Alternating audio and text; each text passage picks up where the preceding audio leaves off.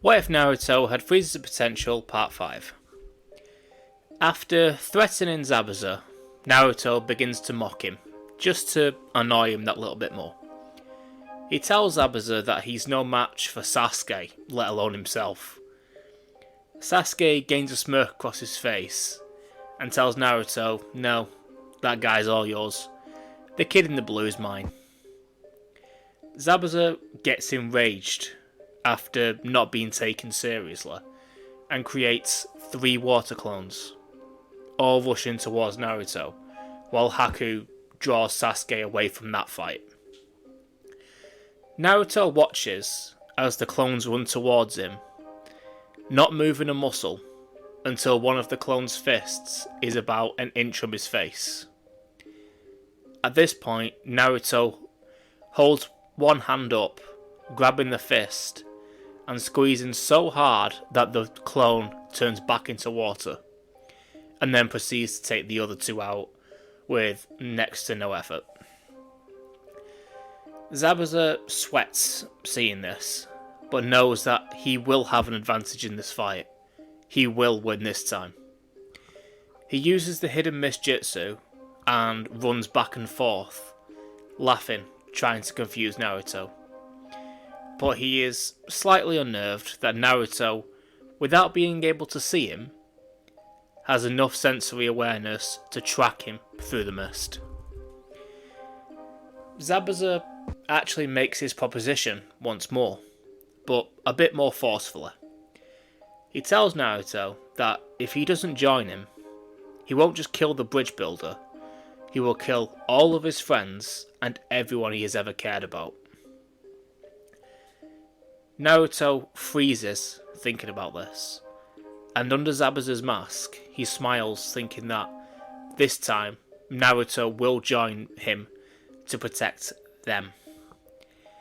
But this couldn't be further from the truth. Naruto was thinking about all of his friends and all the people in his life being hurt by scum like this. Then his mind trails to Hinata, and if anyone laid one finger on her, he didn't know what he would do. While all these thoughts flew through inside Naruto's mind, something within him snaps. His usual calm, collected demeanour changed to one of rage. The chakra from the Nine Tails burst from his body, pushing all of the mist away, revealing Zabuza, who was terrified, not only from the chakra being shown, but the transformation that he could see happening to Naruto. The orange chakra of the Nine Tails started mixing with the enormous, dense chakra of Naruto, mixing into a dark purple colour. The chakra began to enclose and encase around Naruto's body, like a form of spiked armour no one has ever seen before. And on Naruto's face, a mask made out of chakra covered the bottom half of his face. Naruto's voice was deeper as he spoke through gritted teeth. I will never let you hurt anyone ever again. He growled like some sort of animal. Behind Naruto, Kakashi and Sakura were both speechless at this state Naruto had taken on, feeling the overwhelming power radiating from it. Even Sasuke and Haku had stopped their fight to witness this. Naruto rushed at Zabuza, too fast for him to see, let alone dodge. And Naruto punched him with enough force to knock his sharp teeth out of his mouth and into the sea. But he didn't stop there. The thought of Hinata getting hurt had pushed him to his limit, and he was punching over and over, not stopping until Zabuza's ribs made a sickening crunch, and his body falling to the floor lifeless. Haku, after seeing this display of power and the death of his master, was torn between his blind loyalty to Zabuza and his own survival. While fending off Sasuke, he was thinking about this over and over. He could easily kill this kid, but just the thought of his friends being hurt made Naruto do that to Zabuza. What would he turn into if he actually killed someone? Haku began slowing his attacks and doing more dodging until he got enough space between him and Team 7. He puts his senbons away and grabs his master's body. He asks Naruto and Sasuke if they will let him leave with his master's body. They won't have any more trouble from him, but he wants to give Zabuza a real burial. Sasuke, who was still eager to continue their fight, was ready to jump back and take Haku down. But Naruto appeared in front of him, holding his arm out. He turned back to Haku and made him promise he will leave Tazano alone and change his ways. Haku nodded, promising that they won't have any more trouble from him, and that he will try and change. This kind of life just wasn't made for him. Haku walked away, holding Zabuza's limp body, while Sasuke asked Naruto why he let him go, but Naruto explains. Haku's motives were his blind devotion to Zabuza, only being used as a tool by him. If he had a choice in this life, I don't think Haku would have chosen this route. Sasuke asked how he knows that, and Naruto said that he thinks that Haku was holding back in their fight. Sasuke huffed angrily, but knew that Naruto was right. He could tell Haku had more in him than he showed. As they were about to get back to work on the bridge, a small man at the end, surrounded by ninja, told them to stop building the bridge or they will all die. Sasuke has had enough of being threatened for one day, and instantly rushes in, taking the mercenaries and Gato down. They all look on, impressed that Sasuke was able to do that, but Kakashi was concerned that Sasuke may have turned down a dark path, because it seemed he enjoyed that a little bit. Over the next couple of days, Team 7 helped Tazuna build the bridge, finally connecting the land of waves to the mainland. But the entire time, Naruto was thinking about Hinata. He must be strong enough to protect her from any threat. He must get stronger and find out about the form he took while fighting Zabuza. Tazuna thanked Team 7 for everything they had done for him, and the people in general. He told the team he would name the bridge the Great Sasuke Bridge, in honour of what he did, ending the threat of Gato, once and for all. Sasuke looked a little embarrassed by this, but thanked him nevertheless. And I just want to make a point of it, Sasuke, not Naruto in this timeline. Because Gato's the real threat, Zabuza was just the lackey.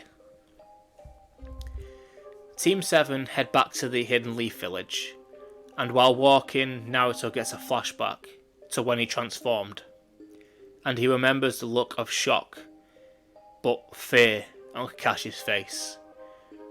So he asks Kakashi about this, and knowing he won't be able to hide it from him much longer, he tells Naruto about the nine-tailed fox, and that the fox is sealed within him. He was expecting Naruto to get angry from finding out that he's been lied to his entire life, but he's surprised to see that Naruto takes this information in and understands why no one told him, and thanks for Kakashi for not lying to him now. They get back to the village and go to Hokage's mansion to report on the mission. They get paid the amount for a B rank mission, then Kakashi dismisses his team, although this time he asks Naruto to stand behind. Stand? No, stay behind. After Sasuke and Sakura leave, Kakashi nods to Naruto, knowing that he would like some form of answer. So Naruto asks Hiruzen why the Nine-Tails chakra acted the way it did.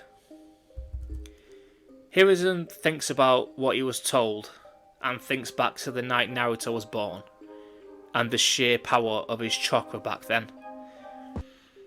He theorized that because of Naruto's natural strength, and the density of his chakra, maybe he overwhelmed the tail beast chakra and pulled it to himself, kind of the way gravity works. But he can't explain why it turned into armour. Naruto nods, thanking the Hokage for his help, and excuses himself from the room. He walks through the village, trying to find Hinata, but she doesn't seem to be anywhere. He then bumps into Neji, and he asks Neji where she was.